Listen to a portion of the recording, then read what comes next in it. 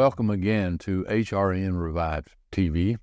I'm your host today, Arnold Threatt, and we will be continuing to talk about the sons of Noah.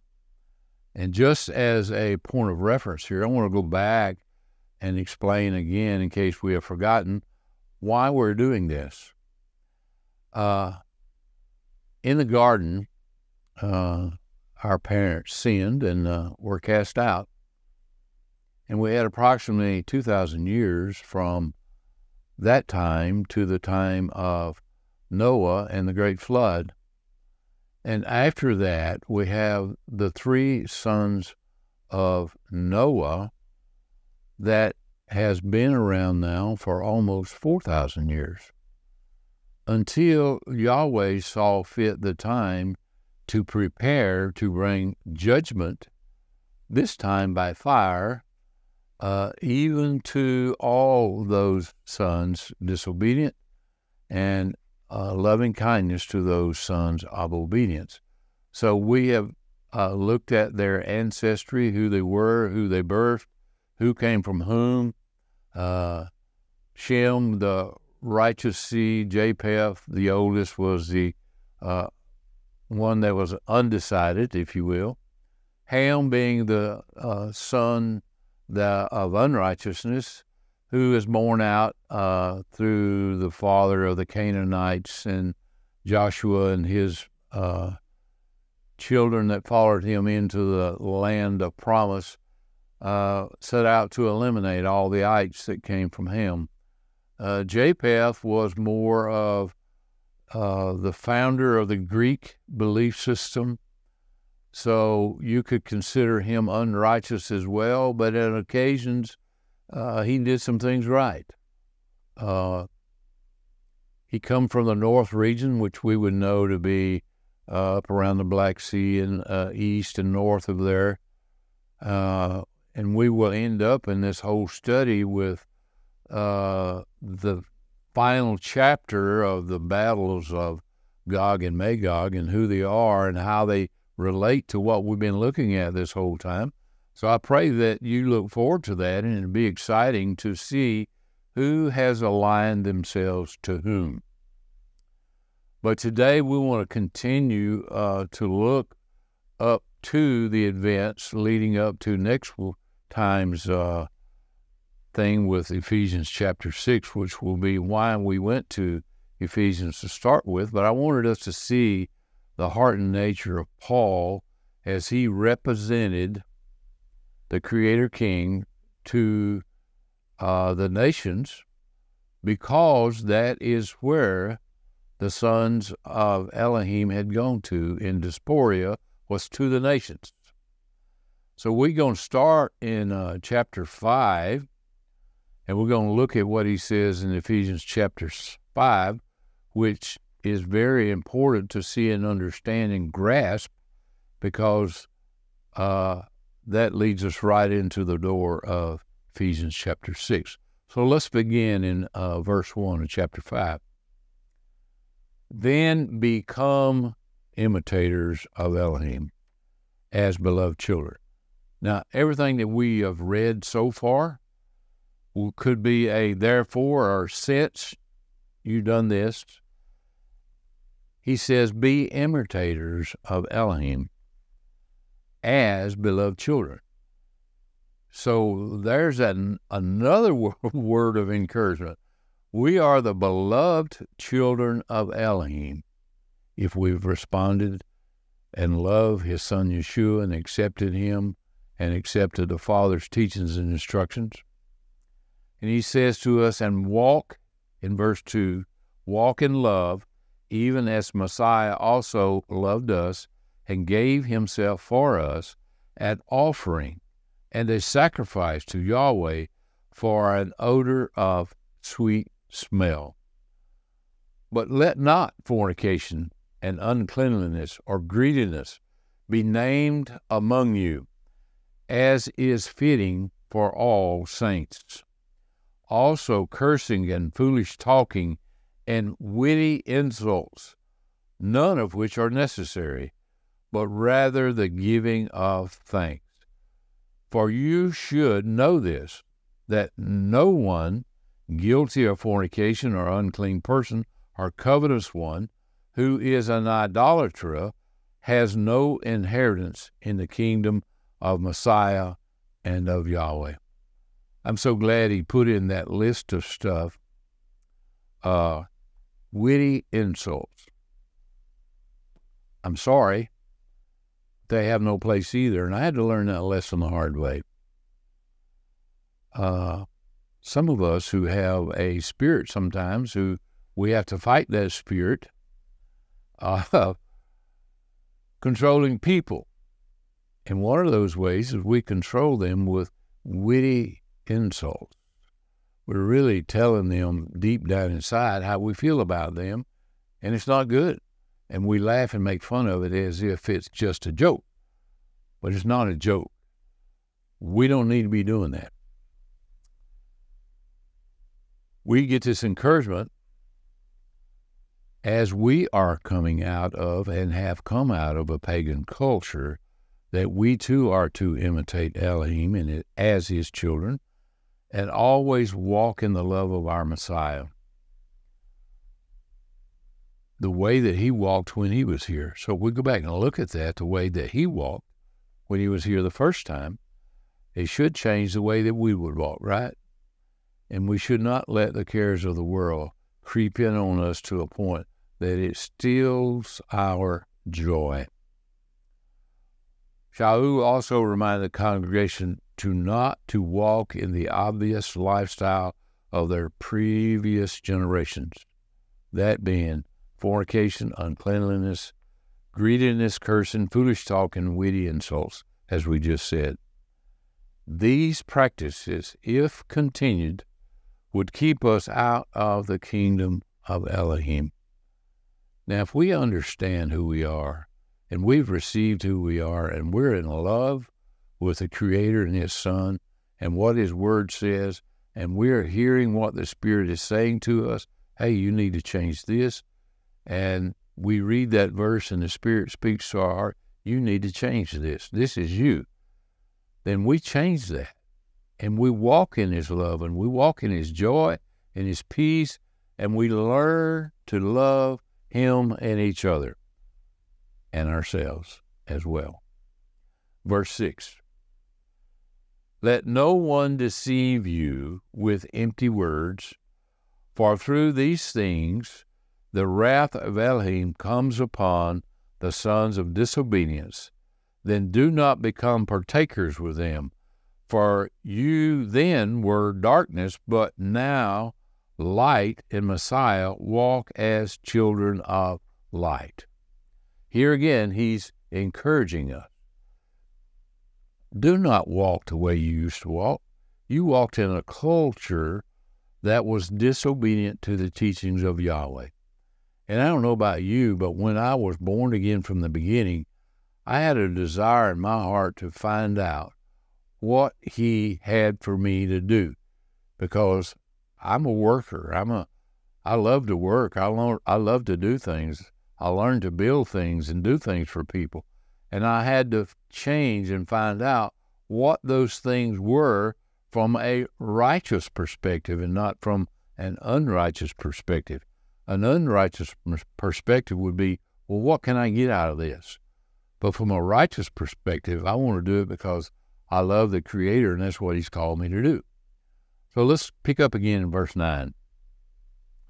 For the fruit of the Spirit is in all goodness and righteousness and truth, and you must discern what is acceptable before our Master, and have no fellowship with the unfruitful works of darkness, but rather condemn them. So it's our job as well is to condemn the forces of darkness that come against the light that we are bearing. And as our light shines brighter, that darkness lights up a little bit. He is very clear here that we must listen to the words, that we must not listen to the words of the sons of disobedience. If we become partakers with them, that will lead us to separation from Messiah. Goodness, righteousness, truth, discernment are our fruits are some of the fruits of the Spirit that should be marking our lives as His set-apart children. So that's what we are, and that's who we are, and that's what we should be doing. Let's look at verse 12. For it is shameful even to speak of the things being done by them in secret. But all things being condemned are exposed by the light and are clearly revealed. For everything having been revealed is light. If you're seeing it, it's light. Let us not run to hear what their darkest, deepest, most evil episode is that they're bringing. It doesn't matter. Yahweh says, you be light and outshine the darkness. If we're hunkered down in our little place hiding, then the darkness is going to take over. That means we put our light under a bushel. We have to be on top of the hill with that light, proclaiming what His righteousness is. Because of this, he says in verse 14, arise, sleeping ones, and rise from the dead ones, and Messiah will give you light. We are to come alive. We are to change our mode of operation. We are not a defensive posture. We are an offensive team. We don't hunker down in cowardness before the darkness that we see coming. We are on the offense. We are running the plays that He's given us to run, and that is to shed light and run in the lane He's got us to run in, and everybody else running in their lane. There's going to be a lot of light shining out there in this dark and depraved world, and we're going to be doing what He wants us to be doing. I want to share a passage with you out of Isaiah chapter 60, verse 1, and it may be where Paul got this from. I do not know. Isaiah 60, verse 1 says, arise, shine, for your light has come, and the glory of Yahweh has risen on you. For behold, the darkness shall cover the earth, and the gross darkness the peoples. But Yahweh shall shine on you, and His glory shall be seen on you. Too much information about what the dark world is doing out there is available to us on the internet in every active media outlet you can find. And in Proverbs it says, the wicked are fast to run to see what the evil is. Let us not be wicked. Yahweh will bring all things to light. He's going to do it through us. Our hope then is that His light will shine on us. May it be so, Father. Shine your light upon each of us who are hearing these words today. And may we join our hearts together as we pursue your light through Yeshua, your Son. As we shine this light in a dark place, He will shine His light on the darkness and expose everything. This is millennial kingdom language, ladies and gentlemen. We will be shining a light as we go into the millennial kingdom, and perhaps a lot of the people who have a religious spirit will join us and hear us and see the light that is shining on us and through us, representing the Creator of the universe. I pray that is true, and I pray that you and I will allow that light to shine on us today. Here's a verse out of John, and it's chapter 14, verse 11. Believe me, this is Yeshua speaking, believe me that I am in the Father, and the Father is in me. But if not, believe me because of the works themselves. Now, that's about to happen all over again. If you and I will grab a hold of what He's showing us today, that we are His representative here, and He's going to be shining light on the darkness, and we allow His works to work through us, I tell you truly, Verse 12, the one believing in me, the works which I do, that one shall do also, and greater than these he will do, because I go to my Father. Did you hear that? That was a verse I referred to previously. We would do greater works than he did, because he's gone to the Father and he sent his Spirit back. And as his Spirit works in and through us, and we allow him to change us and mold us and shape us, our light will become brighter. And the world will know that he is Yod-Heh-Vav-Heh as he works through you and I. Verse 13. And whatever you ask in my name, this I will do, that the Father may be glorified in the Son. Now, he's not talking about a new Cadillac here. He's not talking about a big bank account. He's talking about anything that you need spiritually and physically to do what I've called you to do. He says, you ask me, I'm going to give it to you. We don't have to go beg for offerings. All we have to do is ask the Father, and the Father sends somebody to us with the right amount of money to do what we need to do. That's a sign that we're walking in obedience to the Father. Verse 14. I want to reiterate that verse again. If you ask anything in my name, I will do it. If you love me, keep my commandments. That washes away everybody's excuse straight out of the mouth of Yeshua, that if you love me, you will keep my commandments. They're not his commandments. They're the family's commandments, his and the Father's. He says, everything I see my Father doing, I do. Heaven and earth may pass away, but the smallest marks of my Father's word shall never pass away. So if you're out there today and you're hearing this and you think that the teachings and instructions of Torah has been done away with and you don't have to keep it anymore, you need to listen to the words of Messiah, who you believe in. He says, that's not so. I and the Father are one. I don't do anything unless I see him doing it first. So everything that the Father said, Yeshua did, and he did it perfectly. So he could be that sacrifice for you and I. So we too could do it all perfectly. Obey the Father and obey the Son. Verse 16.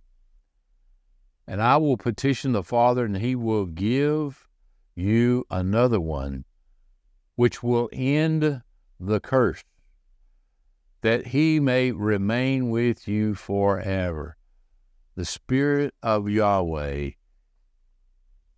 the Holy Spirit, the Ruach HaKodesh, is what ends the curse. I believe that is the reason if you profane the Holy Spirit, you still have the curse.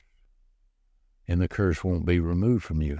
I don't know about you, but I take special precautions to make sure that I'm not even getting close to that. So in this passage, our Messiah is encouraging us to believe in him, that he came from the Father, and at least from the works that he does. You and I will be doing those works again, ladies and gentlemen, and people are come to know the Creator of the universe through those works that he is doing through us. Let's not let our pride get all choked up and we have to walk away from this. Let us not take any credit for anything he's about to do through us. I'm speaking it as if it has already happened, and it's close to happening. He will pour out his Spirit on his set-apart people prior to his coming so that the nations will not have an excuse. They will know who he is. He is Yod-Heh-Vav-Heh. We have not seen him, but yet we trust him. Yeshua prayed for us, as we looked previously in another session. In John 17:17, he says, I don't only pray for these, in essence, who has seen me and has walked with me this time, But I pray for those who have not seen me, who come to you through their word. So you and I are privileged to trust the Father enough and Yeshua enough to be in his family, and we have yet to see them. But we will look on their face one day, and if we do what we're supposed to do now, we will not be consumed. We will see the Father as he is, because we will be known as we are, his children. They are one as we should be one with them. May the spirit and the curse end the curse in each of us. As we continue to pursue the heart of Elohim, my prayer is for each of us, me and for you, and for all who are listening and are watching, that the curse would be finally ended in us, and that you and I can all gather around him and his throne one day, singing praises to the King forever and forever. Until next time, shalom.